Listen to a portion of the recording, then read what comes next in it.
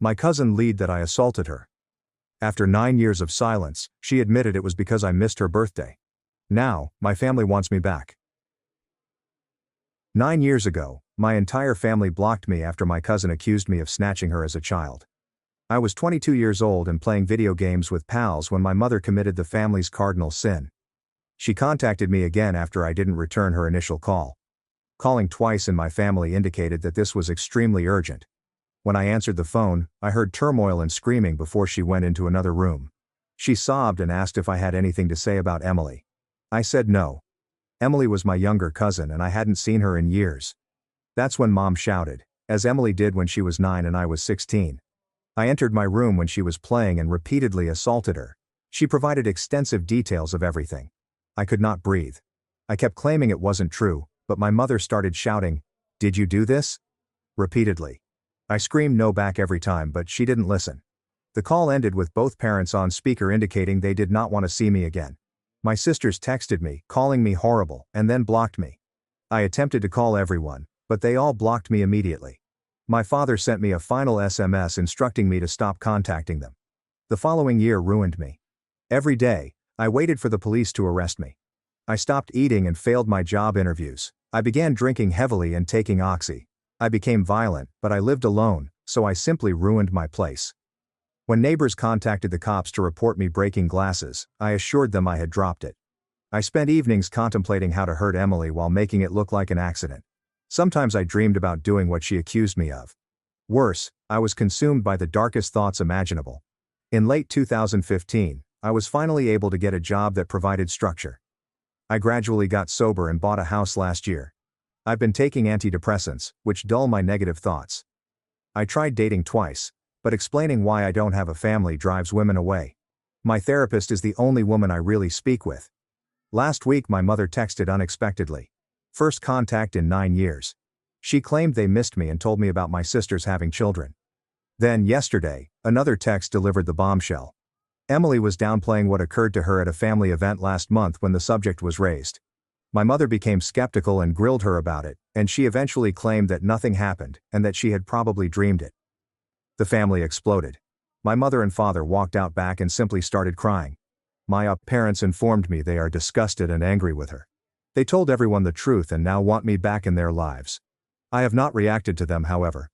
Old memories are pouring back, and I am shivering with wrath. Part of me wants to systematically end each of their lives, beginning with Emily. Make them feel just a fraction of what I felt. This morning, Emily texted me immediately. 9 years of stillness, and she texts as if nothing happened. She said she knows I despise her, but she needs to tell me the truth. It wasn't a dream or confusion. When she was 15, her mother discovered her sneaking out to see her boyfriend. She was going to be grounded for the entire summer and miss camp. So she said that she was behaving out due to past trauma. When pressed for details, she cooked up a story about me. She chose me because I was far away at university and rarely around. She assumed I'd deny it, and everyone would move on. She never imagined they'd cut me off altogether. She attempted to return it a few days later, but they claimed she was simply protecting me. The falsehood became out of control, and she was too terrified to admit it. She has been in treatment for years, struggling with guilt. She concluded with, "I'm so sorry, and I know you'll never forgive me, but I wanted you to know it was never about you. I've screenshotted everything and am now debating how to use it. My therapist is on vacation for 3 weeks. The rage is devouring me. I've been sober for 4 years, yet all I want is to become blackout drunk and show up at their door. I know exactly how I'll handle this. It's time for them to comprehend the repercussions." I sat in my kitchen at 3 a.m. The laptop is open, with Emily's messages on the screen. My palms trembled as I reread her confession. 9 years. 9 years of my life were ruined because she did not want to miss summer camp. The kitchen light flickered overhead, throwing shadows that mirrored the gloom within me. Across town, Emily lay awake in bed, clutching her phone. She checked it obsessively, startled at any notification sound. Her engagement ring reflected the moonlight as she checked our messaging thread for the 100th time. Still no reaction from me. She bit her lip, typed another message, deleted it, and typed another. I pushed myself to dismiss the laptop and get up. My body moved on autopilot, producing coffee that I wouldn't consume. The wrath had to go somewhere. I grabbed my car keys. At 6 a.m., I parked outside Emily's apartment complex. The morning was cold and wet from the overnight rain. I sat in my car, engine turned off, simply waiting. I was familiar with her routine thanks to years of spying on social media. She always ran at 6:15 p.m., exactly on time. Emily emerged from the building wearing her jogging gear. She stretched near the entryway, earbuds in, fully unaware. Then she turned toward the parking lot, and our gazes connected. She froze in mid-stretch. Her running sneakers creaked against the damp pavement as she carefully backed away. I did not move or blink, just stared at her through the glass. Her face turned white. She lurched backwards, almost tripping over the sidewalk, before turning and running back inside. My phone vibrated immediately. Emily's name popped up on the screen as text. Please say anything. Anything. I ignored it and launched LinkedIn from my phone. Her profile indicated that she worked as a senior account manager for a local marketing firm. The irony was not lost on me. She made a career out of writing tales, while I lost everything due to her falsehoods. Her engagement announcement from last month glared back at me. Tom Williams, an investment banker. Clean-cut man with a great smile. Emily sent another SMS. I know you're reading them. I can view the receipts. My telephone rang. Marcus Street. I had entirely forgotten about our morning coffee meeting. It was the first time I had missed it in 2 years. I let it go to voicemail. I took screenshots of Emily's confession from last night and her LinkedIn page. Then I opened the text conversation with my mother. Her texts imploring me to return went unanswered. My thumb hesitated on the attachment button. One screenshot with no context. Let her work things out. My phone's battery indicator flashed 6%. The low battery indicator increased the urgency of my decision. I pressed send. The response was quick. Mom called. I declined. She called again and again. By the time I began driving to work, she had called 47 times in 10 minutes. My phone rang continually in the passenger seat, the screen repeatedly lighting up with Mom. I drove into the warehouse parking lot, and my stomach fell. Emily's white Honda sat in visitor parking. What the art was she doing at my work? Inside, I noticed her through the office window, chatting animatedly with my boss. She dabbed her eyes with a tissue. My employer, Bill, was wearing the same concerned expression he wore when someone's grandmother died. I clocked in and attempted to stroll past the office, but Bill recognized me and waved me inside. Emily would not look at me. Bill drew me aside near the water cooler. His voice was low and empathetic. Hello. I am sorry to hear about the death in the family. Emily explained everything. Take the time you need. My voice remained controlled and even. There were no deaths. She is lying. The security camera's red light flashed overhead, filming everything. Bill's expression shifted from sympathy to confusion. He exchanged glances with Emily and me. Emily eventually looked at me, wide-eyed and begging. I was just concerned about you. You were not returning anyone's calls. I went away silently, heading to my station. Bill followed me, evidently uneasy, but I just resumed my shift inventory as if nothing had occurred. Emily soon departed after that. During my first break, my phone was flooded with Facebook notifications. Emily had messaged my colleagues claiming she was concerned about my mental health. She asked them to check on me. Said I had been acting strangely, and the family was concerned. Jake from shipping approached me on the loading dock. Hey, your cousin stopped by. She looked quite concerned about you. What a caring cousin. You okay? My jaw clenched so fiercely that I felt my teeth would crack, but I simply nodded and continued working. At lunchtime, I sat in my car and checked Facebook. I hadn't viewed Emily's profile in months. Her posts from 2015 were still visible. There it was, her survivor post from immediately following the accusation. Hundreds of encouraging responses, with people calling her brave and giving prayers. One comment from 3 weeks ago attracted my attention. Tom Williams writes on being proud of her strength. My phone vibrated. Unknown number. I almost disregarded it, but then I saw the preview. This is Tom Williams. I know the truth now. We need to talk. Before I could digest that, another SMS came in. Dad. This time your mother is inconsolable. Emily claims you've been stalking her for months. We are considering a restraining order. I wanted to throw my phone through the windshield. Instead, I reopened our old family group chat from before things went to crap. I scrolled back years. Emily had asked me for help with her mathematics homework, referred to me as her favorite cousin when I visited from college, and her last communication to me before the accusation requested that I send her a keepsake from university. My telephone rang. Human Resources Department. I let it go to voicemail and listened right away. This is Janet from Human Resources. We received a worrisome communication about you from a family member. We must organize an obligatory meeting for tomorrow morning to discuss some allegations regarding your stability and past. Please call me back and confirm. I returned inside and my boss, Mike, called me aside. Hi, just a heads up. That woman who was here before sent some quite serious emails to HR. She appeared really convincing. Someone mentioned something about violence against women. I just wanted you to know what you're getting into tomorrow. After work, I drove to my parents' neighborhood. Not at their house. I wasn't prepared for that. However, Mrs. Chen's house is next door. She has always been kind to me. Even sent a card stating that she did not believe the charges. Mrs. Chen invited me for tea. Her hands shook while she poured. I couldn't determine whether it was due to age or worry. Your parents told everyone you were getting help with your problem, she replied quietly. But I never thought you had a problem to begin with. That evening, I made a temporary email account using the library computer. I included the screenshots of Emily's confession and forwarded them to Tom Williams's work email address, which I discovered on his company website. Then I quickly deleted the account. At 11 p.m., I couldn't stop myself. I drove by Emily's apartment building. Tom's BMW sat in visitor parking. Even from the street, I could hear screaming from her second-floor unit. The window banged shut. My phone lit up with a text from Emily. I am alerting everyone that you doctored those screenshots. I was still sitting in my car, contemplating everything, when headlights appeared behind me. I tensed, braced for a confrontation, but it was Lucy, my sister Lucy. She came out of her car and even under the streetlight I could see her mascara was smudged. She knocked on the window. I rolled it down without saying anything. Mom showed me the screenshot, Lucy explained, her voice trembling. I've been thinking about that time Emily lied about me stealing her iPad. Remember? She was so convincing. She even knew when and how I did it. A week later we discovered it under her bed.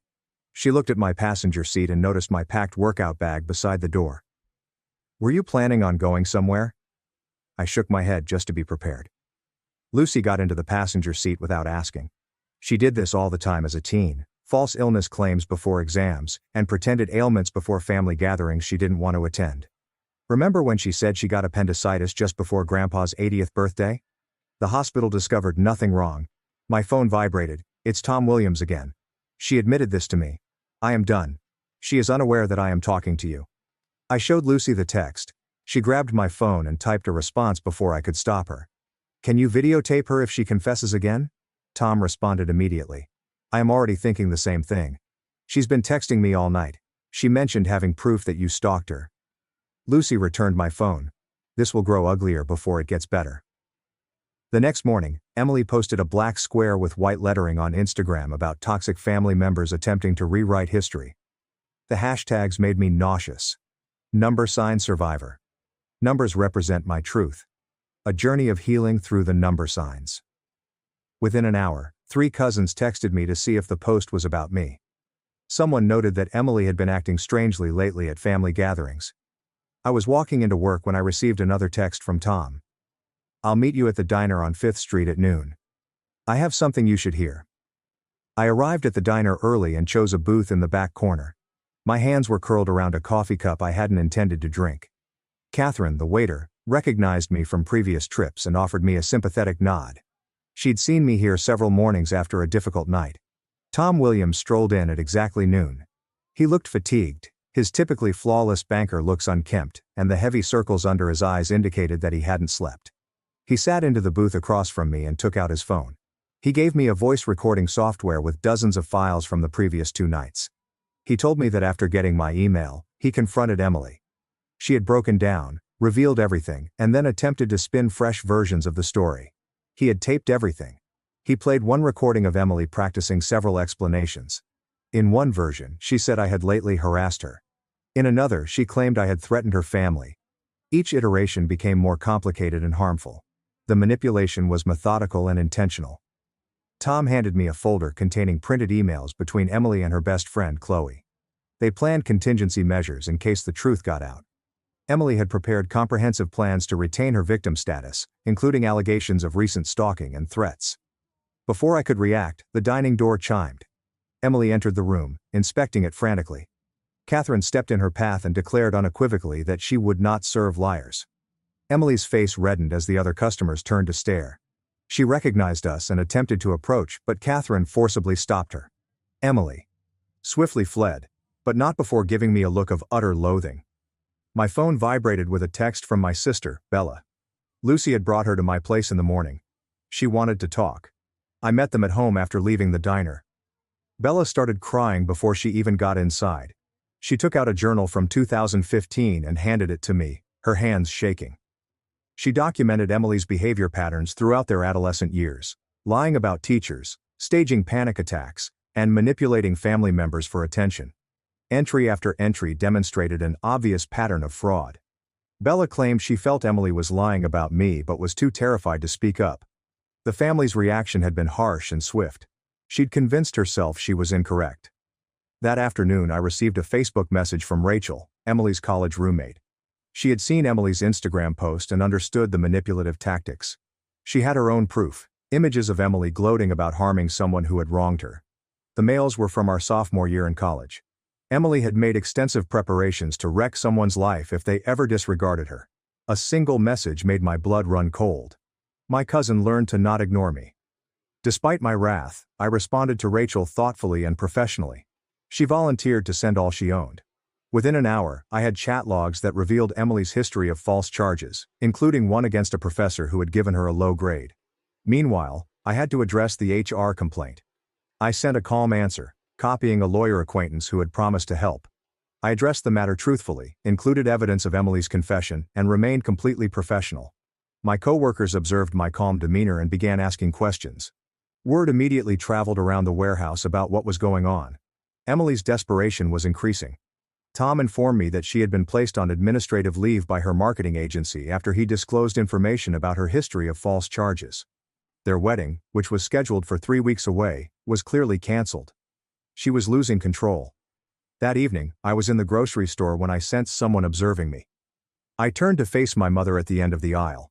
Her hands shook as she neared. She apologized quietly, tears running down her cheeks. She was wearing the jewelry I gave her on her 50th birthday. Before we could continue talking, Emily appeared from the next aisle. She had been following my mother. Emily immediately began shouting loudly about how I was manipulating everyone and doctoring evidence. Other consumers started staring. I remained mute, recalling the surveillance cameras overhead. My mother looked between us, her face falling as she noticed Emily's mask slip. Emily then took an unexpected action. She offered me $50,000 from her trust fund to leave town and start over elsewhere. She shouted it loudly enough for everyone to hear, presenting it as kind compensation for a misunderstanding. I took out my phone and began recording, making certain she repeated the offer. She did, and all I had to do was sign a statement claiming the screenshots were bogus. That night I received an SMS from Emily's mother, Aunt Linda. She wanted to talk. Something wasn't adding up in Emily's ever-changing story. We decided to meet at a neutral location the next day. Tom continues to be an invaluable ally. He disclosed that Emily had been in therapy since college for compulsive lying and manipulation. During a previous incident involving false claims against a teaching assistant, her treatment notes were subpoenaed. He had duplicates. The pattern was clear. I recognized that only my parents and Emily's parents in the extended family still trusted her completely. Everyone others began to question the tale. The family group chat, which had been silent for years, suddenly became active with discussions. Rachel sent additional evidence. A week ago, chat logs revealed Emily's plan B. If caught lying, she claimed mental illness. She had studied symptoms and prepared stories about dissociation and false recollections. The calculations were terrifying. Marcus proved to be a good buddy when Emily showed up at my office again. She waited until she saw me approaching the loading dock. Marcus physically positioned himself between us, preventing her from entering. He phoned security while keeping his position. He informed her he recognized a predator when he saw one, and it was not me. She fled before security arrived, but not before numerous co-workers noticed her harassing behavior. That night, Marcus told his own story. He had been wrongly implicated by a family member years before. He noticed the patterns and manipulating strategies. We spent hours devising a strategy to discreetly reveal Emily without harming actual survivors or making it about vengeance. Tom recommended uploading everything online, but I declined. This was not about public shaming. It was about the truth and keeping people safe from her manipulation. We decided to handle everything secretly, documenting each conversation for security but not weaponizing social media. 2 days later, Emily approached me at a gas station. I was filling up when she appeared next to my car. She leaned up close, saying that no one would believe screenshots couldn't be manipulated. My credibility was pitted against hers, and she was viewed as the victim by everyone. I said nothing, simply grinned slightly and pointed to the surveillance camera right overhead. Her face turned pallid. Tom collated his recordings and prepared a notarized affidavit detailing their chats. He backed up everything in 3 different locations and handed me copies. Emily's confession was now clearly documented across various sources. The dominoes started falling faster. Emily's best friend Chloe banned her from everything once Tom revealed the truth to her. She texted me an apology, claiming she had always suspected something was wrong but had decided to believe her buddy. More family members began coming out, offering their own doubts and observations throughout the years. Lucy set up a group chat with family members who believed me. She shared Bella's journal entries. The extended family group chat was rife with conversation. Sides formed, but the momentum shifted toward the truth. Emily's followers fell silent one by one as evidence piled up. I set up an emergency session with my therapist's colleague. She assisted me in formulating responses that would protect my sobriety while seeking justice. We focused on ways to handle disputes without allowing anger to take over. The task was arduous but vital. Everything came to a head when Emily arrived at my residence at 2 a.m., knocking on the door. She screamed that I had wrecked everything, including her life.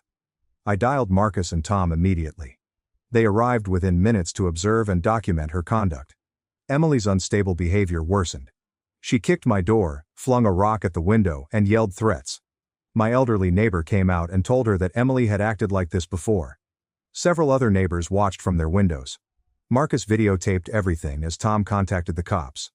When authorities arrived, Emily attempted to claim that I had invited her over and then locked her out. However, with many witnesses and her obvious intoxication, her explanation fell apart. The officers took everyone's statements and encouraged me to file a restraining order. Emily's company called Tom the next morning to advise him that, following an internal inquiry, they had placed her on permanent leave. Her previous false charges, along with the current scenario, rendered her a liability. Word had spread throughout their professional network. Mrs. Chen disclosed something surprising. In 2019, she overheard Emily's parents talking about checking in on me to see if I'd changed. She had doorbell camera footage of them sitting in their car outside my house, watching. They'd known where I was for years but had decided to keep the arrangement. I ensured Tom received support from his friend circle while keeping limits to avoid targeting Emily vindictively. I suggested that he attend a support group for manipulative partners. He accepted my offer and found it beneficial. Both of my sisters have fully reconciled with me. We began having weekly dinners to share 9 years of missing memories. They presented me to their children, my nieces and nephews, whom I had never met. The pain of missed time was great, but the joy of reconnecting helped to balance it. Family members who had always believed me began to reach out, apologizing for not speaking up. They were also frightened of being cast out. Fear of exclusion had dominated the familial dynamic, which Emily had expertly weaponized. Emily attempted one more deception. She wrote a group text stating I was turning everyone against her and that she was the true victim, being gaslighted by a master manipulator. However, her continuously changing story weakened her trustworthiness. Family members began pointing out irregularities. Emily came up at a family dinner that she had not been invited to. When faced with her lies, she eventually removed her mask completely. She screamed that I deserved it for neglecting her, being everyone's favorite, and leading the life she desired. The admission was witnessed by 12 family members. My father witnessed Emily's true nature when she threatened to destroy me again. His face became white as realization dawned. The man who sent me that final SMS 9 years ago now realized the truth. He broke down entirely. Former family friends who had distanced themselves began inviting me to parties. Emily was no longer welcome after her actions became public. The social isolation she had imposed on me was now her reality. The HR inquiry at my workplace determined that Emily's charges were unjustified and looked to be retaliatory. Her complaint has been officially dismissed. My supervisor apologized for originally believing her, stating she had been really convincing. I did not blame him. She had deceived an entire family for 9 years. A family reunion was planned for the following month. Grandma, who is now 94 and in poor health, wanted everyone to attend what could be her last gathering. This became a deadline of sorts. The family needed to decide how to handle Emily's presence. Emily's ex-boyfriend from college contacted her, revealing further evidence. She falsely accused him of theft after he broke up with her. He had a police report that proved his innocence. The trend of bogus charges dated back further than anyone realized. I created a timeline of Emily's lies, including dates, witnesses, and proof. The pattern indicated a consistent escalation over time. What began as little lies for attention had escalated into life-ending false allegations. The family couldn't ignore the evidence. At a family meeting, I explained everything calmly, but Emily became increasingly upset. She contradicted herself several times, changed her tale, and finally began yelling at everyone. Her parents tried to calm her down, but she also turned on them. Mom finally admitted she knew something was wrong, but was too surprised to think clearly. Emily's initial accusation was so detailed and emotional that it overruled her thinking. She had chosen to believe her niece over her son, and the guilt was consuming her. A little family gathering was placed without Emily. It was the first time in 9 years that I had been welcomed back. I sat in my usual seat at the dinner table. Everyone avoided discussing the lost years, but the void where those memories should have been was palpable. Emily made one final desperate play. She stated she was getting panic attacks and heart palpitations due to the stress. She required family support or something horrible would happen, but the family noticed a pattern. Lucy pointed out that Emily had used the same exact techniques in high school to dodge consequences. Then there was another blow to Emily's trustworthiness. Her employer realized she had lied on her application about holding a master's degree that she had never received. The research into her background discovered several deceptions. She was formally terminated. My ties with my siblings were completely repaired. We had dinners together, told stories, and tried to fill in the 9-year gap. The sadness of lost time would never completely heal, but we were creating something new. Throughout this, I remained sober. Marcus checked on me every day. My therapist's colleague provided invaluable assistance. The need to drink was present, especially during the most difficult conflicts. But I now have tools that I did not have 9 years ago. Emily's world was falling, but it was entirely of her own doing. Each lie she used to cover previous lies had resulted in a house of cards. Everything was now tumbling down. The family she had deceived for nearly a decade had finally realized the truth. I sat in my car outside my childhood house one evening, trying to decide whether or not to go inside. The house looked the same, but everything had changed. 9 years of estrangement could hardly be reversed overnight. But for the first time since that phone call while gaming with friends, I felt hopeful that recovery was possible. The family meeting was set for that evening at Grandma's place. When I arrived, automobiles were already crowding the driveway. Through the window, I noticed family members gathered in the living room, their faces anxious. Emily's automobile hadn't arrived yet. Inside, the air was thick with expectancy. My aunts and uncles sat in the exact seats they had taken 9 years before when they first heard Emily's accusation. The irony was not lost on me. Lucy touched my shoulder as I took a seat. Emily arrived 20 minutes later with her parents. She looked awful. She had unclean hair, wrinkled clothes, and black circles under her eyes. Her confident demeanor had crumbled utterly. She attempted to sit in her normal seat, but Grandma pointed to a chair in the middle of the room. Emily's face reddened when she realized she'd be facing everyone. I presented the history systematically, with each falsehood documented and each pattern revealed. Family members sent around Bella's journal, Tom's notarized statement, and Rachel's screenshots. Emily's parents became paler with each piece of evidence. Her mother's hands shook as she read her daughter's own words about punishing those who had crossed her. Emily's attempts to interrupt were quickly shut down when she claimed the evidence was manufactured. Tom played a recording of her confession. Her speech filled the room, confessing everything and plotting fresh lies. Several family members gasped. One of the aunts left the room in tears. The breaking moment came when Grandma spoke. Her voice, which generally grew weaker with age, sounded clear and strong. She talked of witnessing the family fall apart and remaining mute when she had doubts. She looked directly at Emily, telling her that her falsehoods had ruined something priceless.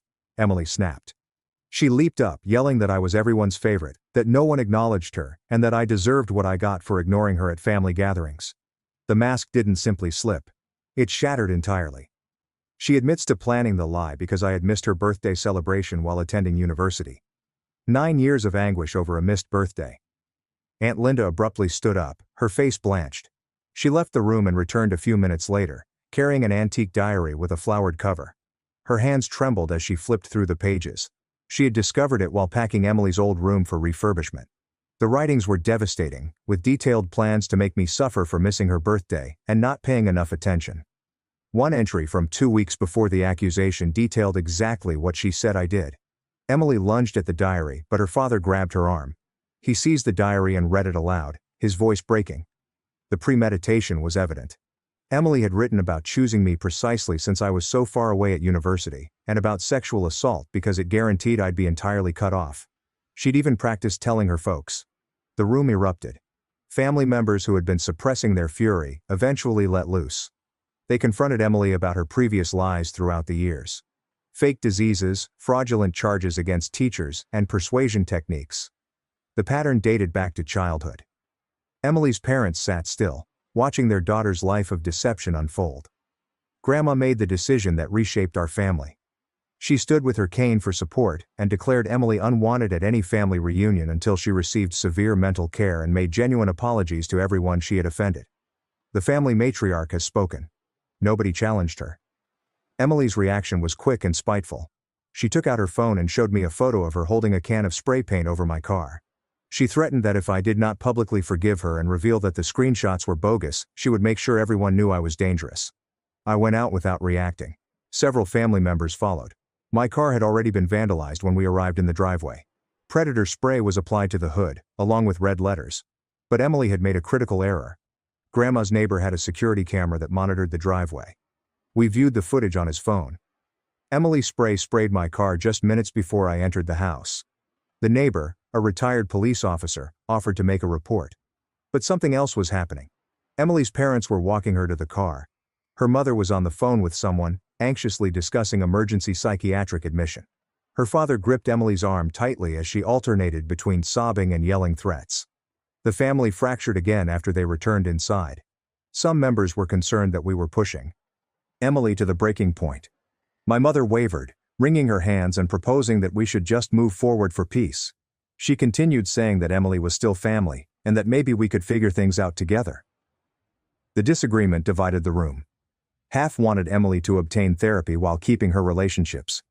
The other half, led by Lucy and Bella, insisted on clear boundaries. Voices rose. Old resentments resurfaced. The same factors that had permitted Emily's deception to ruin everything were resurfacing. I left the house and sat in my vandalized vehicle for more than an hour. Through the windshield, I could see my family arguing in Grandma's living room window. They would have immediately banded together against me 9 years ago. Now they couldn't agree on how to deal with the truth. My phone was buzzing with texts from both sides, each attempting to persuade me to choose their side. Marcus arrived after receiving my location pin. He looked at the spray paint damage and shook his head. We sat in silence while I struggled with my decision. I could demand maximum punishment, file charges, seek a restraining order, ensure Emily suffered legal penalties, or support the mental health intervention her parents were planning. The decision seemed simple when Emily's father tapped on my car window. He looked devastated, having aged a decade in one evening. He said that they were bringing Emily for a psychiatric evaluation right away. She had threatened to harm herself in front of them, scratching her arms until they bled. They required family assistance during an involuntary hold. I made my decision. I would favor mental health intervention under stringent conditions. Emily would have to tell the truth to everyone she had lied to. The family would keep its no-contact arrangement. She'd have to follow all therapy recommendations. The bounds could not be changed. Emily's collapse intensified on the driveway. She turned away from her parents and rushed down the street shouting that she'd rather die than be locked up. Her father apprehended her before she reached traffic. The scene was chaotic. The neighbors are watching from their windows. Emily struggles against her parents' clutches. Her mother was crying while attempting to calm her. An ambulance arrived within minutes. Emily's mother had called during the altercation. The paramedics approached cautiously, speaking in soothing tones. Emily alternated between admitting and rejecting everything, stating that we had pushed her into this, that the lies were true, and that she was the true victim. The contradictions in her comments alarmed the paramedics enough to warrant transportation for assessment. As they were about to leave, Emily attempted one final manipulation. She informed the paramedics that I had been stalking her and that it was all in retribution for rejecting me. Despite the fact that she had 12 family witnesses and proof of her confession, her accusations were denied. The paramedics had observed enough mental health emergencies to detect patterns. After Emily went, the family reconvened at Grandma's place. The previous debates melted into tired silence. We sat in the same room where it all began 9 years ago, contemplating what had just occurred. Grandma broke the stillness by asking what I needed from the family moving ahead. I specified my requirements properly. I fully acknowledged what had been done to me. support for Emily's treatment, but with clear boundaries and no pressure to forgive or reconcile until I was ready. The family would need to rebuild trust via actions rather than words. Most essential, no more secrets or deliberate ignorance of problematic behavior. 3 weeks later, we reconvened at Grandma's house. Emily came with her parents and a therapist from the Psychiatric Institute. She had been admitted voluntarily following the initial hold. The therapist said that Emily had been diagnosed with a serious personality condition that necessitated extensive long-term treatment. Emily remained in the same center chair, but her manner had shifted. She appeared drugged, her movements slow and deliberate. When asked to address the family, she read a prepared message. The statements were correct, confessing lies and accepting responsibility, but they were delivered without passion, mechanically, and rehearsed. The therapist showed that Emily's pattern was deeper than anyone had thought. She'd spent her entire life fabricating intricate false narratives, each one building on the success of the preceding one. The accusation against me had been her most destructive lie, but it was far from the only one. Treatment would take years, with no promise of a complete recovery. Family members posed questions. Emily's comments alternated between accepting guilt and making subtle attempts to transfer blame. She claimed mental illness caused her to lie, but later admitted she was fully aware of what she had done. She apologized, then suggested that we all overreacted. The therapist made notes and occasionally corrected Emily when she tried to manipulate. Grandma spoke last. Her statements interrupted Emily's performance. She warned Emily explicitly that falsehoods had consequences and that mental illness did not excuse deliberate attempts to damage people. She reaffirmed her family's decision. Emily would have no contact with family gatherings for at least 5 years. They could reassess if she completed her treatment and made real restitution. Emily's ultimate manipulation was as expected. She grabbed her tummy, claiming extreme pain, and threatened to hurt herself if the family did not forgive her. The room's response was unanimous. Get help. Continue therapy. Take responsibility. The days of emotional blackmail had over. The therapist let Emily out while her parents signed paperwork. She would return to the facility to receive additional treatment. She gave me one last look before leaving. There was no apology in her eyes, only cold calculating. She's already planning her next move. Certain things do not change. Following that, I stood in my grandmother's backyard with my siblings and cousins. We started a little fire in the ancient fire pit. I took out the folder containing evidence, screenshots, printouts, and paperwork from 9 years of misery. I fed them one by one to the flames. The ashes flew in the wind, moving toward the fence that surrounded Emily's childhood house. My mother approached as the final papers burnt. She took out a photo album from her house. Pictures from before the lie, including family gatherings, holiday festivities, and my college graduation. 9 years of blank pages followed. She gave me a pen and a stack of recent photographs. We began filling in the blanks together. 6 months later, I hosted Christmas dinner in my home. The table was filled. Parents, sisters, children, cousins, aunts, uncles, and grandmother sat at the head, frail yet sharp. An empty chair remained where Emily would have sat, with a photo of our family from before the lie. A reminder of the high cost of lying and the value of truth. My girlfriend helped me serve dinner. She understood the whole story and had seen me through the last few months of rebuilding. My nieces and nephews called me uncle for the first time. The word felt alien but correct. Marcus joined us. We're virtually family now. Tom sent a postcard. He had discovered tranquility in a support group. I started dating again. The doorbell rang during dessert. Everyone felt tense, but it was only carolers spreading Christmas cheer. We listened from the doorway. My family pressed close together, not the same as previously, scarred yet healing, broken but mending. Certain things cannot be restored. 9 years do not come back.